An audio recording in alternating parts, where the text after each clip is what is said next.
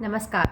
तो कहानी को आगे बढ़ाते हुए, जब राजा दशरथ की मृत्यु हो जाती है तो उसके पश्चात उनके शरीर को तेल से भरे हुए नाव में रखा जाता है ताकि वह खराब न हो, क्योंकि उनके चारों पुत्र उनके पास नहीं होते हैं। उनका क्रियाकर्म करने वाला वहाँ पर कोई उपलब्ध नहीं होता है, क्योंकि भरत अपने ननिहाल गए होते हैं शत्रुघ्न के साथ। तो वशिष्ठ जी अन्य सभी के परामर्श के बाद तुरंत ही भरत को बुलाया जाता है अपने नाना के घर से, और वो शत्रुघ्न के समेत पहुंचते हैं।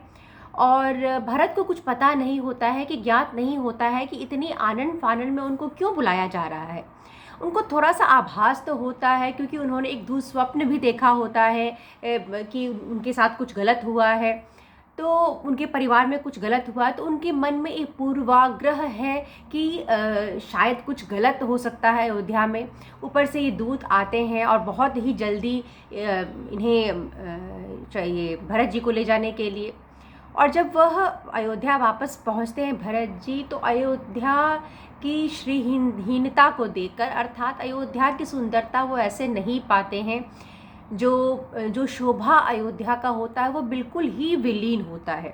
बिल्कुल ही एक सूखी सी नगरी उनको प्रतीत होती है अयोध्या।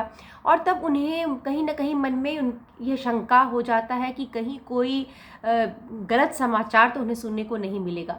वो सबसे पहले राजा दशरथ के महल में जाते हैं। वहाँ राजा दशरथ को नहीं पाते हैं, उनसे मिलने के लिए जाते हैं। फिर उन्हें लगता है कि शायद राजा दशरथ अपना प्रायतः अपना जो खाली समय होता था वह उनकी माता केकई के साथ वह बिताना पसंद करते थे। तो वह अपनी माता के महल में आते हैं और वहाँ पर वह अपनी माता को पाते हैं, परंतु दशरथ जी नहीं होते। तो वह अपनी माता से पूछते हैं कि पिताजी कहाँ हैं। और केकई को देखिए, केकई जो है वह ऐसे प्रतीत हो रही है जैसे कुछ हुआ ही नहीं है। बहुत ही बिल्कुल ही एक उन्होंने ऐसा अपने आप को बना के दिखाया है भरत को, जैसे कि कोई भी गलत समाचार नहीं हुआ है। बिल्कुल जो जैसा व्यवहार चल रहा था वो वैसा ही है। तो भरत से वो पूछती हैं कि उनके ननिहाल में उनके पिता भाई कैसे हैं। जब भरत जी ये सब का उत्तर दे देते हैं तो पुनः फिर वो दशरथ जी के बारे में पूछते हैं, जिन पर बड़ी ही निर्लज्जता के साथ केकई यह कहती हैं कि जिस प्रकार सभी मनुष्य की जो गति होती है एक दिन, उसी गति को तुम्हारे पिताजी भी प्राप्त हुए हैं। अब ये समाचार सुन के तो भरत जी बिल्कुल ही, उन्होंने उम्मीद ही नहीं किया होता है कि इतनी बड़ी घटना भी हो जाएगी। वो बिल्कुल ही टूट जाते हैं और बहुत रोने लगते हैं। काफ़ी समय के बाद वह पूछते हैं कि अच्छा माँ, पिताजी के आखिरी शब्द क्या थे, उन्होंने क्या कहा था। उन्हें लगता है कि शायद पिताजी ने उनके लिए कोई संदेश छोड़ा होगा, इसीलिए वह केकई से पूछते हैं। तो केकई कहती है कि उनका आखिरी शब्द था हा राम, हा लक्ष्मण, हा सीता। और उनका आखिरी शब्द यह था कि जो सीता के साथ पुनः लौट कर आए श्री राम और लक्ष्मण को देख पाएंगे वे ही कृतार्थ होंगे।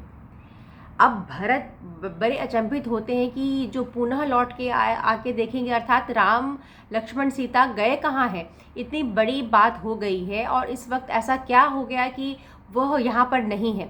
तो जिसका कारण पूछते हैं कि राम कहाँ है। वो अपने भाई के बारे में भी पूछते हैं, क्योंकि उन्हें लगता है कि पिता के मृत्यु के बाद अब जो है वो उनके लिए राम ही है। तो वो राम के लिए बार बार पूछते हैं, जिस पर केकई कहती है कि देखो पुत्र, बात यह था कि तुम्हारे पिता ने राम के राज्याभिषेक की बात की थी, जिस पर मैंने तुम्हारे पिता से कहा कि राज्याभिषेक तुम्हारा हो और राम वन को जाएं, बस।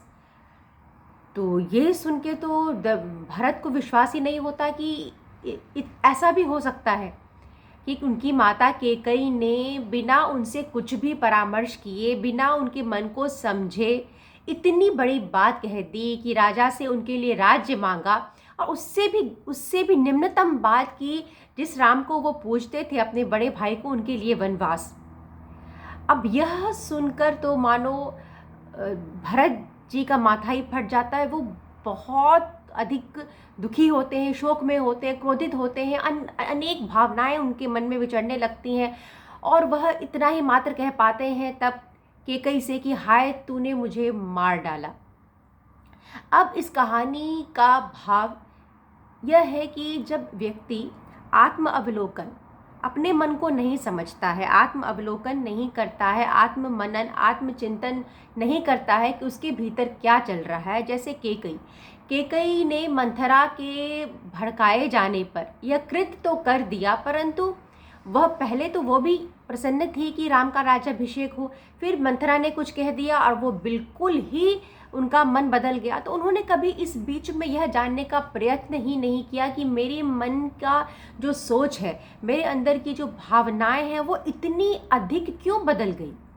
वह कुछ समय बिताकर अपने साथ अकेले में बिताती और स्वयं चिंतन करती कि मेरे मन में चल क्या रहा है, क्यों चल रहा है, कहीं यह मुझे किसी लोभ के कारण तो मैं यह नहीं मांग रही हूँ।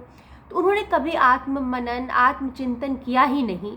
और जो व्यक्ति ऐसा नहीं करता है और दुनियादारी में ही उलझा रहता है, उसकी यही गति होती है कि उसके द्वारा इतना बड़ा कृत्य हो जाता है और वो उसकी चेतना जो है उससे नीचे नीचे और नीचे गिरती ही जाती है और उसे यह ज्ञात भी नहीं होता।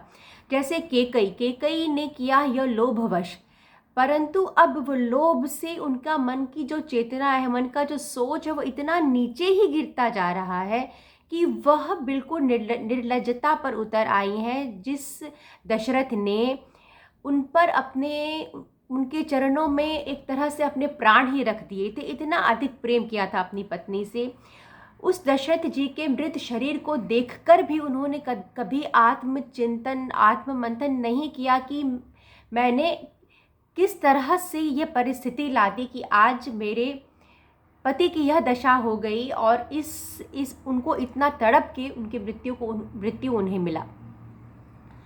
तो इसका कभी केकई ने इसको समझा ही नहीं। तो व्यक्ति जो है वह लोभ में पड़कर, इस कहानी का भाव यही है कि व्यक्ति लोभ में पड़कर अपनी चेतना को बहुत नीचे गिरा लेता है, अपनी सोच को बहुत नीचे गिरा लेता है। और आश्चर्य की बात है यह है कि उसे इस बात का दुख नहीं होता है कि एक मनुष्य के रूप में, एक मानव के रूप में उसकी सोच, उसकी चेतना कितना नीचे गिरती जा रही है, बल्कि इस क्षणिक एक छोटा सा उस बात की प्रसन्नता होती है कि उस लोभ से उसका जो काम है वह पूरा हो गया। परंतु व्यक्ति के रूप में वह कितना नीचे गिरता जा रहा है यह उसे नहीं दिखता, क्योंकि ये चीज़ें प्राकट्य नहीं है। लोभवश जो फल प्राप्त होता है वह तो प्राकट्य है, लेकिन मन चेतना कितना नीचे गिर गई है वह सूक्ष्म है।